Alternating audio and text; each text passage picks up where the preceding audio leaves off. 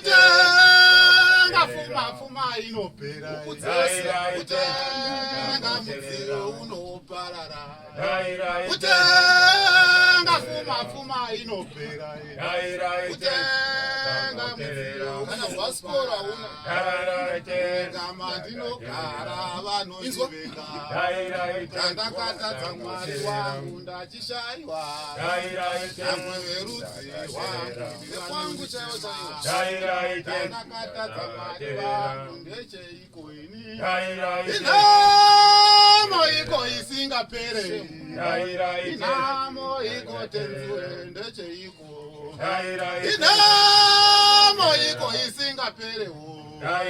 Inamo iko tenzure isingapere. Baba ndakaterera Davida.